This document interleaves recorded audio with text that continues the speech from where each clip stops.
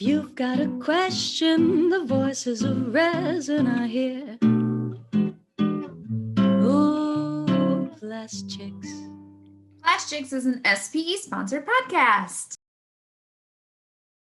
Hey, Lindsay, you brunette. How are you today? We're switching things up. We're feeling the vibes. We have a very color adjacent, color forward episode today. So I thought, why not throw some color on my hair and in a contribution to what we're doing today. I think this is, and we were mentioning we're both going to Antec soon, but and I think this is the first Antec where your hair is going to be darker than mine. But yeah, I love that you did it for the color episode. I'm wearing my new little pin. Ooh. So for those of you watching on the YouTube, on SPE's YouTube, I'm wearing a fun, it's actually called a color fidget, but you can use it to find interesting color harmonies. And it's a little pen that I'll be wearing as a lapel pen probably next week. You always have the best stuff. The best stuff. Well, I'm Lindsay Nebel. And I'm Mercedes Landazuri. And with our powers combined, we are PlastChicks. PlastChicks. The voices of resin. Yes, and we are here with a very special guest, but I say that a lot. But this guest is someone that we talked to a while back, and through our own chaos, self-generated mostly, Not always. we didn't actually circle around to scheduling an episode until just recently, as in the one we're currently recording. And so we are very excited today to have Andy Francis, the Vice President of Marketing for QLab. Hello. Thank you so much for having me. As you noted, I've been keen to be on the show for a while, so I'm very excited. I think this is the first podcast that I've ever been on. Oh, nice. Well, it's a good one to start with. I hear the hosts are lovely and the conversation is sparkling. Yeah, it's, No doubt. PlastChicks is a gateway drug, both for like being on podcasts and for getting into the plastics industry. Once you do it, like you just keep wanting to do it more. More episodes. We can't hook you up. We are not in that podcast community, but we do encourage it. We've met other podcasters in this industry. That's true. We've got we're hooked up. We're super connected. We're just very chaotic and forget. Yes. It's also good to see you both at a time where there's not a hurricane bearing down upon us as there was in September in Tampa. So much more relaxed atmosphere today. Yes. So Andy and I have known each other for a handful of years through SPE's annual color and appearance division conference called CAD Retech. And he's referring to the last one, which was Lindsay's first CAD Retech. I'm sure the content was lovely, but I was in a panic the entire time. Well, and then it was a whole situation. There was the hurricane. Which one was it? It was Helene. I forget which hurricane. It was the first of the two in fall of 2024 in Fort Myers area.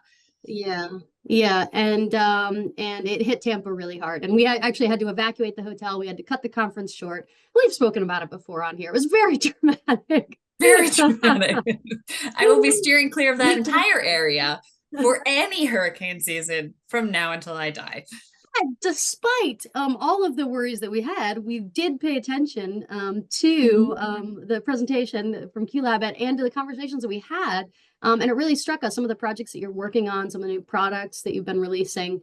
Were really exciting. So we wanted to have you on the podcast. And again, thanks so much for joining us. Yes, thanks for having me. So Andy, could you tell us a little bit about QLab and how your products are used in the plastics industry? I'd be happy to, yeah. So QLab has been around since 1956.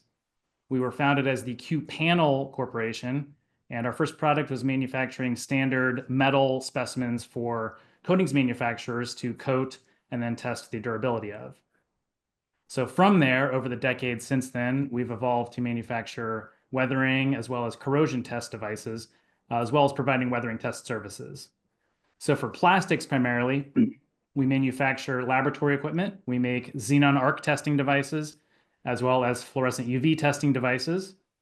Those are machines that you put in your laboratory, and they deliver heat and light and water to specimens to accelerate their degradation to try to mimic and accelerate what you'll see outdoors. In addition to that, we offer outdoor testing services. So if you have the patience and want the true correct answer, you put specimens outdoors for a long period of time. Plastics take some time to degrade, but that's the best way to get the most realistic results. So for plastics, our business is weathering and durability. I love that. And what's the, I mean, obviously it's in the color world, it's something that we view as very important, right? Because color fastness is an issue that's so affected by some of those things that you mentioned. What is the importance of testing for degradation? So our tagline that we use is "Don't guess when you can test." So much like the PlastChicks, we have a tagline. Love it. Speaking of which, if I can take a quick detour, I was inspired by the puns, both in the title of your podcast as well as your tagline. And I was driving in today, and I wondered if you ever at any point considered titling your podcast "Polymers." Ooh, Feel free to use it that. did not. I think we landed on PlastChicks too early, but you know, maybe It's we very got good, there though. because that is pretty good. I think you. the only other front runner that we had was Good Morning Amorphous Material. And that was, yeah, Polymers is a nice one. I did though for years. I kept getting, Lindsay has had 4 children now since I've known her. And I keep hoping that it's a girl so that she'll name a baby after me. But if she didn't, I was suggesting that a great name for a boy would be Paul Mercedes, so that she could call him Polymer. And oddly enough, done having kids, and that name didn't get used. So weird. She tried though. She sure did. But back to your question, you were asking about color fade and plastics specifically. So the weathering testers and outdoor testing that we do, for sure, color fade is a major concern for a lot of plastics manufacturers. It's both degradation of the base resin, which causes yellowing and darkening in many cases, as well as fade of any colorant that's added as well. So a lot of durable plastics, it's important for them to maintain their color throughout their lifetime. So the weathering testers that we manufacture, both the UV fluorescent and the xenon arc type, do both test for color fade. Now, I will say that the UV fluorescent type, our QUV testers, are more for degradation of the base polymer, more for yellowing and loss of strength and things like that. Whereas color fade is often better reproduced by a xenon arc tester because it has a more complete light spectrum. So it matches very well the spectrum from the sun. Oh, wow. Cool. Yeah, I didn't know. I guess I never thought about the fact that, like, yeah, if you're going to be putting light onto something to test it like that, having the best light spectrum would probably be your ideal test. I mean, my only experience really with testing materials in my history is I think in my sophomore year, I think it was my sophomore year, we took a piece of, I don't even know what, I have to assume HIPS or ABS, because that's pretty much all we ran. And we stuck it in the back of the lab on the first day of class. And then at the last day of class, we checked on it. So very official. Don't be intimidated by my experience, but yeah, I'm pretty much up there. Is there a window back there? There was, yeah, that is a good question. Okay, well, there was that's a a window. start. That's a start. We did at least put them in a window. We got halfway there. So, but I don't even remember what I mean, I'm sure I could guess what the results were, but like, I don't remember checking on them at the end of the year. I remember putting them there. I don't remember checking on them. So who knows? They could still be there for all I know, although that's not a plastics lab anymore. It's some other lab. So I'd hope they're gone by this point. So it's funny you mentioned that. A thing that's often overlooked by a lot of customers of ours that do testing is actually performing evaluations, right? They'll spend all this time setting up tests, sending specimens to Florida, running lab tests, and then they don't do evaluations for color or strength or whatever they're testing for, and they don't get the full benefit from their testing. So it's a good lesson. Yeah, that's a really good point. I know, I remember I had a customer once who told me, and like, I obviously don't dabble as much in the color world, but I remember one time he told me it didn't matter if he put a UV package in with whatever it was. And I wish I even remembered it. I just remember the conversation was basically like, oh, it's plastic, it's gonna be fine. And I was like, sir, have you ever like seen anything be outside for any amount of time? Right. He sorely underestimated, but Wow. yeah, I think we talked him into doing something, or at least not using the color he was thinking of. But yeah, but you know, that really comes down to one of my natural enemies, which is the sun. I I am a 50 SPF kind of girly, and I will always be. And with my dark hair, currently, I look like I could be haunting this podcast instead of the co-host. But let's start with plastics and their nemesis. If plastics had one ultimate arch nemesis, who would it be? Is it sun? Is it time? Is it something else? Is there some chemical that's really the arch nemesis? What's coming for plastics overall? I really like this question. And I wouldn't say that plastics has a single arch nemesis. I think of it more like how Batman has sort of his rogues gallery of different villains. Oh, I love this so much. There's there's all sorts. So there's of course the sun. That's a major one. There's So heat. that's the Joker. That would be I the was gonna say Joker. That is exactly my analogy. Yes. See if you can get the other ones. So sunlight was going to be the Joker. He's kind of the most significant of the villains. Heat is probably second. Heat, both in terms of elevated temperatures as well as temperature swings and differentials in temperature. I had heat as the Riddler. That's what I was That's gonna what I was gonna say, because you don't know we're which so on direction it's gonna this. go. Like, Okay. what's gonna happen there? And it's a shame. I really wanted to integrate Mr. Freeze into this, but it's actually the opposite of heat. It just doesn't work. I tried. No. Well, I was wondering like how you could work the penguin in, because honestly, classic. But again, People are going to think that we planned this ahead of time, but the third one is water, and I had the penguin for water as well. So that is amazing. My goodness, this should be this should be the entire podcast. Yes, Oh my there was gosh. no conversation about this ahead of time. Oh, I Nope. love that so much. But I love that we aligned on that. And I will now only be describing the arch nemesis in that way. Oh, Sorry, Same. the world. Yeah. I'm going to be real affectionate Yeah. about it. Yeah, so we call those three the forces of weathering: sunlight, heat, and water.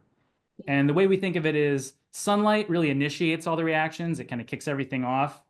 Heat often serves to accelerate the reactions. So secondary reactions and the rate of reaction can be affected by temperature. And water sort of participates in reactions. It can do different things. It can accelerate. It can cause swelling and blistering and other sorts of failure modes. There's lots of other things like wind, atmospheric pollutants, acid rain, things like that. But sunlight, heat, and water are really the big three forces of weathering. Cool. So now one of the things that struck us at Retech, a lot of the companies out there that manufacture testing equipment for materials degradation, are familiar with that. But at Retech, we talked about not just testing, but actually predicting degradation and color fade. Can you speak about some of the work that you've done on that? Sure.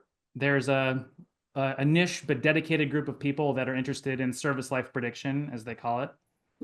And I will say service life prediction is hard. In fact, I attended a conference some years ago, and the title of it was Service Life Prediction, Why Is This So Hard? That was the actual title of it. Solid title.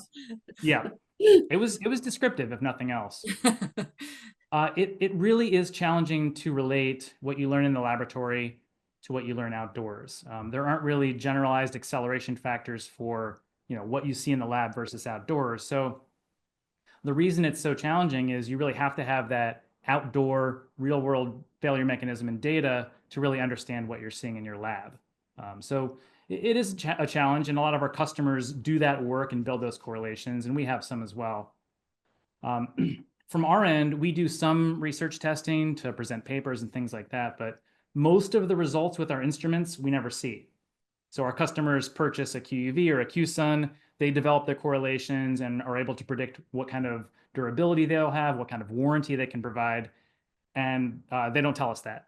They keep the data to themselves, which of course makes sense. But we have been able to build correlation factors. We have a bunch of case studies for printing inks, for flexible intermediate bulk containers. And to draw it back to a previous topic, hair dyes is one that we have a case study on as well. So Very yeah, important. the color fastness of those. Yep. So a wide variety of materials, and the relations between lab testing and outdoor testing are vastly different depending on your product type. And, I know you have a lot of products, and there's specifically something new floating about, the XE8 tester, word on the street. I'm hopefully Yes. saying that right, and it's not Yeah, like did the Elon V Musk name texter. that one? Is that one of Elon Musk's children? Or Right. Is that a Grimes creation? Yeah. So Yeah, can you tell us about it? And like, maybe let's continue on the analogy train. Like, if it was a car, what kind of car are we talking? Like, we're talking a minivan, we're talking a nice fancy sports car that I will probably never get a chance to drive, or are we talking like a dump truck, super utilitarian and really just getting your product there? And actually, the car that Lindsay learned to drive stick on. I did. In It real was a life, dump yeah. truck. for real? For real. My dad had a little half-ton dump truck that I used to learn how to drive. And we did also play in the back a lot, which is very unsafe. But I don't think my parents can get in trouble for that now. I think you wanted me to bring that up, Lindsay, because like, why would you compare somebody's product to a dump truck? I think you were just like, dump trucks are are darn efficient. Well, not efficient, but they are very useful. Yeah, so you mentioned the QSun XE8 floating about. If you can see my video, it is indeed the object floating above my shoulder okay. here. That is that's the XE8. So what vehicle would I compare it to? It would have to be a large vehicle. The dump truck analogy is tempting. I because feel like we're leaning towards dump truck. you just you really mentioned trying that- to make it happen. You mentioned a half-ton dump truck. The XE8 actually does weigh a half a ton. It is a very, very large device. So I'd probably go with maybe like a luxury sort of SUV. So it's very, very big, but it's also very capable. Can run pretty much all the international standards, virtually all of them for Xenon Arc. But yeah, it's big. It's our largest device by far. I think it has the highest specimen capacity in the industry, depending how you measure things. So it's a large lad. We had it at the NPE Expo in Florida, and it took up a pretty big chunk of our booth. So because it's bigger, and this is just me exposing my inexperience in this, does that mean you are able to, like, is the benefit of a bigger piece of equipment just bigger parts that you can test, or are there other benefits to it being bigger as well? I really don't know. Oh, that's a great question. The main benefit of the bigger device is more specimens. More, okay. Yeah, so our previous largest tester, which is called the XE3, could hold, I think, 51 specimens, or maybe 54. I should know this. Something in the low 50s. Close enough. This can hold 164 specimens. So for labs that need to have a high throughput, whether that's coders or plastics manufacturers, they can just put a lot more specimens inside of this. Okay, that makes a lot of sense. And then you also have a new. Sorry, go ahead. Oh no, go ahead. You're good. Oh, I was gonna say you have another new product, the lamp, right? New lamps or Yes. bulbs. Mm-hmm. Yeah, so it's for a different device than the XE8, but we have something we call our TUV 421 lamps. So most testing in a UV fluorescent tester is done with what are called UVA type lamps. They are a really great match for the UV portion of the solar spectrum, which is the most damaging for people, but also it's UV is the most damaging for most polymers. So even though only about 7% of the light's spectrum is actually in the UV, that's what causes most polymers to break down. So UV testers do a great job of simulating that shortwave region of the sunlight spectrum. However, when it comes to color fade for some colorants and additives for plastics, that spectrum that it delivers, which doesn't have any long wave UV and doesn't have any visible might not bring about some of the color change of those colorants that you would actually see when you expose them to the sun. So the new lamp that we have has a broader spectrum.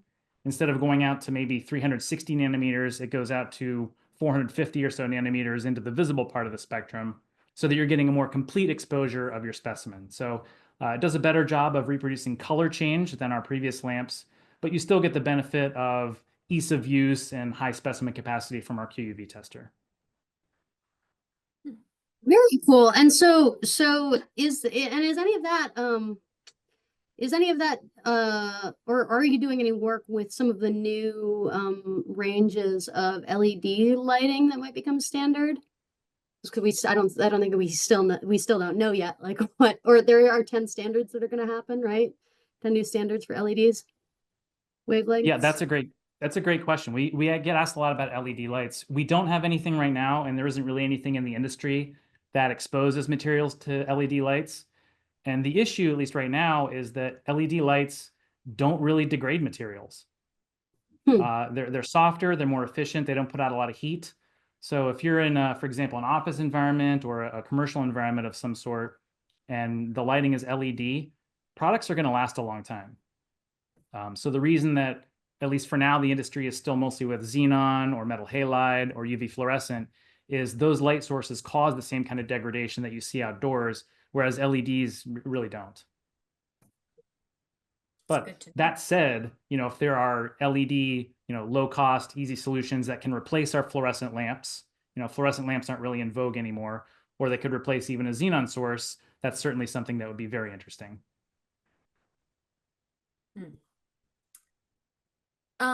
So what's a common misconception people have about durability testing that makes you shake your head, or what's something that you think people understood a little bit better about durability? It's okay if you have gossiped about those people behind their backs. We will not speak names on this podcast. And let the records show for our listeners who aren't watching this. Andy did already start shaking his head, probably thinking about some of those. Yes, just thinking about it. By far, the most common misconception is that there's a direct numerical correlation between lab testing and outdoor testing. So by far the most common question we get, and we do lots of webinars and presentations. Well, I would say for webinars, the most common question we get is, will I get a copy of the slides? No matter how many times I say it at the outset, I can say it over and over again, it's going to pop up in the Q&A. Well, you have one paper of the year twice for retest, right? Like, and so 3 times. 3 times. Wow. Maybe you should just put it in the title of your paper. This is about weathering and durability, and you will get a copy of these slides. Weathering and durability. Why is this presentation so good? And you will get a copy of these slides. These are all great ideas. I like this. Listen, we're here to help. But the second most common question we get is some variety of what we call the magic number question. And it's phrased as how many, hundreds or thousands of hours in my laboratory test correlates to how many months or years outdoors. Depending on the industry, the number of hours and the number of years may vary, but it's all phrased kind of the same way. And the short answer is there's no general answer to that question. If there were, then I would be out of a job for many years now, and you would have a different guest on this week's podcast. It would have all been solved, and we wouldn't need to do testing. So there's a lot of reasons why those direct correlation factors, at least generally, don't exist. What test are you running? What failure mode are you looking for? What environment are your products in? Are they in Florida? Are they in Minnesota? All these different factors. And so there's no real easy way to give a general answer. Usually people get that, and I understand why they ask the question, at least initially. It's a good kind of first starting point for thinking. But typically when I explain all the different factors involved, they say, okay, yeah, I guess I get it. Yeah. But that said, not all is lost. If you have performance data and outdoor data, and also your laboratory data to compare, you can build those relationships, but it takes some time. Yeah, I definitely, that's, having worked in color for the past 9 years, that's a question that I'm used to getting to. And then I asked in the beginning, and it's like, well, it doesn't really correlate to years. Like, you can't take the daylight hours and, multiply them and but or divide them, right? But You what? can if you're comfortable being wrong. You can do anything if you're okay being wrong. Yeah, yeah. So yeah, kind of along the same lines as Lindsay's question, you've been in the world of material science, and not just plastics, I should add. In fact, I was wondering if, because I know that you'd studied material science at Carnegie Mellon, was it? Yep. And it seemed like initially maybe you were dealing more with metals. Is that right? Yeah. So Carnegie Mellon is in Pittsburgh, which, the steel Ah, city. mhm. Yeah. So the department I was in used to be the metallurgical and material science department. And over time, it broadened to more materials. So yeah, I did work at Timken Steel for a couple of years. So I've been in that industry. I worked in the graphite industry for about 8 years. But my first job was in plastics. It was Was at a it company really? called Dover Chemical, which Oh is yeah. actually right next to my hometown. So I kind of started there and I've moved all about, which actually has turned out good, I think, for working at QLab because our customer base and the products that we serve are so diverse. Really anyone that uses anything that's outdoors should be doing durability testing. So it's been useful to kind of know a broad range of materials. Yeah, it's interesting that your like start, or your initial like background was more in metal, and then also, QLab, this company that you've ended up with for many years now, is their start was also in metal panels. kind How of about that? kind of a nice little parallel there. But but speaking of on the topic of material science, what's a little known fact about plastic durability that would blow our minds? Yes, we want to be utterly shocked right now. So Utterly shocked. I don't know that I can rise to that level. Something surprising I will say is, I touched on how there can be different kind of degradation for the base polymer versus a colorant. And a strange thing, I think I presented this at Retech maybe back in 2019, is that those could kind of cancel each other out. So if you have a base polymer that is darkening over time, and then you have some colorant that is lightening over time or losing its color, those can cancel each other out. And you can look and say, hey, this product is still 100%. This is super durable. When in actuality, every component of it has in some respect failed.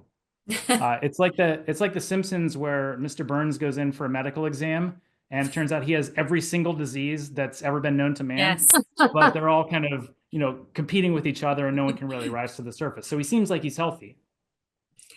honestly, that is the most perfect analogy that can And this is possibly. and this is why you have to test, right?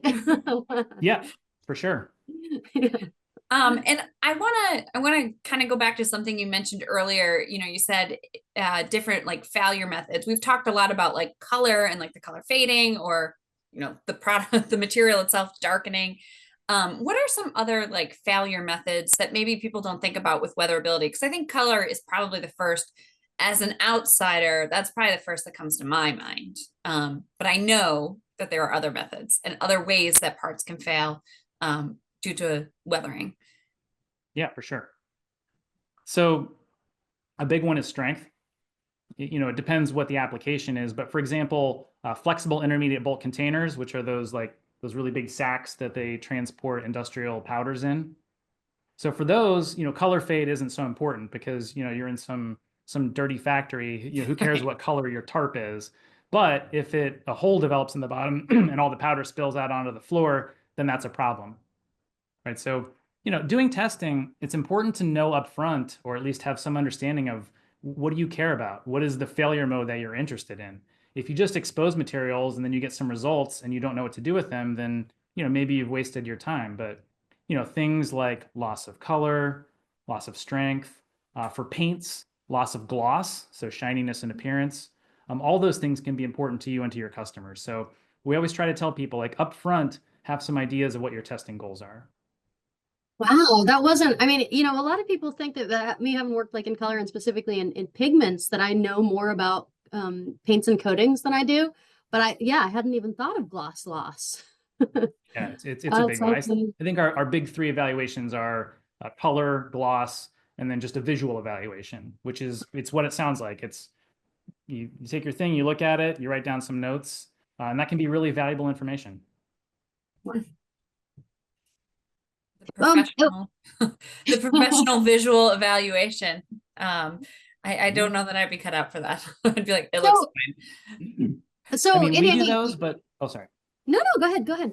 We do visuals. We have an ISO accredited lab in Florida that does accelerated testing as well as outdoor testing. And one of the services we offer is a visual evaluation. So a trained technician takes your specimen from its outdoor exposure, looks at it, and writes, professional notes on what it looks like. At the same time, our customers know best and often, in many cases, what they're looking for. So if they want to come down and look at their own specimens, that's great too.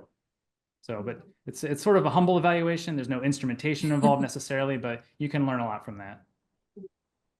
No, Andy, I can't imagine how many hours you must have spent up to this point in labs doing different testing for many materials, and maybe with this question, maybe not just limiting it to plastics, but any material testing.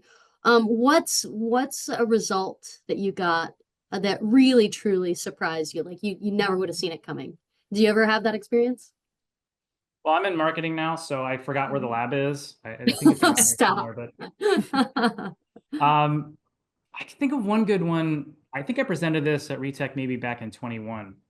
So this was just after the pandemic, and UVC irradiance of materials was kind of a big thing then. Big, yeah. Yeah, so UVC light is super effective at killing germs, including COVID-19. So people were concerned about the durability of countertops and other products that would be exposed to UVC light during a germicidal irradiation. So we made a tester that produces UVC light. We had no experience with it whatsoever. We thought that it would be a harsh test because UVC is very short wavelength and should have high energy photons and cause a lot of degradation, but had no real expectation. So we went downstairs and spray painted a bunch of panels that we had some idea of the durability. They weren't like the most expensive best paints, but they weren't like super cheap either. We thought they would last for a while. So I put them on exposure in our UVC tester, and being the savvy lab vet that I am, I'm like, all right, I'm not going to let this go for a long time. I'm going to check these after 48 hours or something like that. A real short test. So I did that, and I came back after 48 hours, and they were just all fried. They had lost pretty much all of their gloss in just that short period of time. Wow. So I was expecting a fast test. I was not expecting just how intense that particular test was. That is, that's always good to know. Also, like 48 hours, I know to like somebody who doesn't do those testing on the regular, like 48 hours, isn't that a long test? But I do recognize, as we were talking about before with like weathering and stuff like that, like it takes time, and it's 48 hours is an aggressive amount to really fry some panels.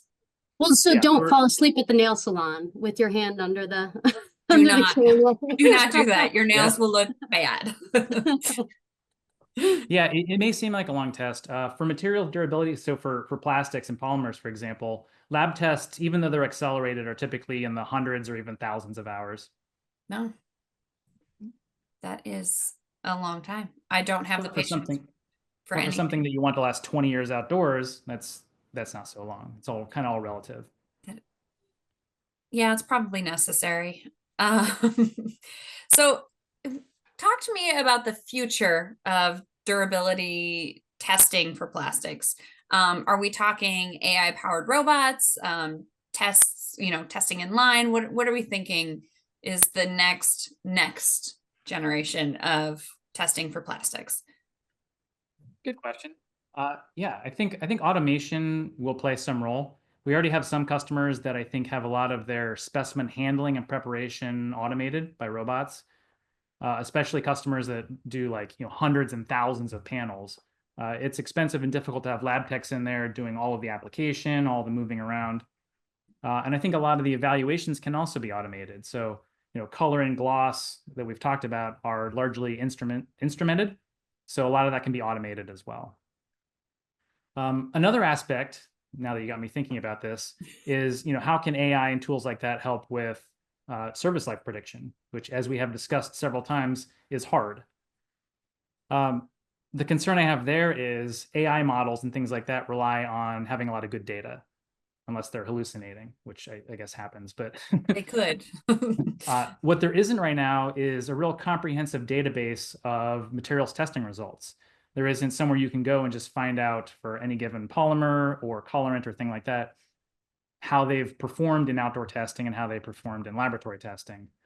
Most of that testing is proprietary. So I think that advanced tools could bring a lot to bear on data analysis and understanding of degradation. But I think right now they'd be kind of data poor. Hmm. Do you think that in the future it'll be made more? I mean, and the industry has, at least in North America, has operated that way for a long time. Like more like, this is proprietary, we want to keep that secret. Do you see the future as opening up more? Do you think that companies might start to build databases of materials and start to share them? Or do you think it'll continue on as being, this is proprietary information, we're not going to share it? I would have to say I do not think that there will be this trend towards openness. I think customers they get their data, they want to keep that for themselves, and they want to use that to leverage that in their own product development and promotional efforts. I could be wrong about that, but I don't see a trend towards more openness. But just think, if they shared, then we could have AI solve the magic number question. Exactly. I would really want to know the answer to that. Yeah. I'm sure you could ask AI. Again, going back to if you're okay with it being wrong, AI probably already has an answer for you. Oh, I'm sure. Yeah, I'm gonna No, you're right. this. I'm gonna get on. Oh, Andy's typing it in now. This is a live course I AI quest. Yep, we're doing it. Oh, I love it. I love it. I don't think we've ever used AI like during a Not during, podcast before and before. after. See, now Okay, I came up with it. AI says, in weathering testing, there is no magic number, meaning there is no single conversion factor. Oh man. Yes. Do you feel very vindicated that even AI is on your side live on this podcast? Yes, it's very exciting. Although I am logged in, so I don't know if like maybe this is something I wrote that AI is being lazy about, but anyway. You corrected it like 20 times before. There is no magic number. Yeah, just keep hitting it. There is no magic number. Yeah. So for someone just getting into the world of material testing, what's your best piece of advice that you give them? Put your stuff outdoors. Don't wait. Don't pass go. Don't collect $200. Put stuff outdoors right away. It takes a while to build that library of outdoor data, but it's inexpensive. It doesn't take that much work. And later on, when you've done a whole lot of laboratory testing, you have something really validated and concrete that you can measure your lab testing against. So ideally, you would send it to Florida. Florida is the world's benchmark for outdoor testing. Ideally, you would send it to QLab in Florida. But if you can't do that, that's okay. Put it on your roof, put it in your yard, but get specimens outdoors. Get started on that immediately, and then worry about lab testing. So you wouldn't want to do it in Erie, Pennsylvania when it is cloudy and foggy and has been all day and rained yesterday and snowed the day before. And I don't think we've seen the sun in a good solid 3 to 4 days. I'm sure you have similar. Yeah, I think that might be the sun, but I may be inventing that. Although, it's a little brighter over here. I think there's some sun out here, but we actually have a test field out back here in Cleveland, Ohio. But it is small. We have, maybe a few hundred specimens on exposure. We have tens of thousands of specimens in Florida. So I would say testing in Erie is much more valuable than not testing at all. But testing in Florida is probably a better option than testing in Erie. Okay, good to know. Well, Andy, thank you so much for taking the time to join us today. I really, really enjoyed our conversation and learned a lot. Okay, good. That was wonderful. And absolutely had great analogies. So analogies are probably the best that we've heard so far. Yeah, analogies, puns. Wanted to have a good time here. So yeah, I appreciate this episode has it all. Right. So Andy, where can we connect with you? I'm assuming we'll see QLab again at RETech this year, at CAD RETech. Are you going to be at Antech as well? No, I don't believe so. We go to Antech depending on whether we have new material to present. So I think we're going to take this year off of Antech, but RETech is 1.7 miles from my house. So I think I will walk to RETech this year. Yeah. So we'll definitely be there, and yeah, I look forward to seeing you. Wonderful. All right. Thanks so much, Andy. All right. Thanks again. Good to see you.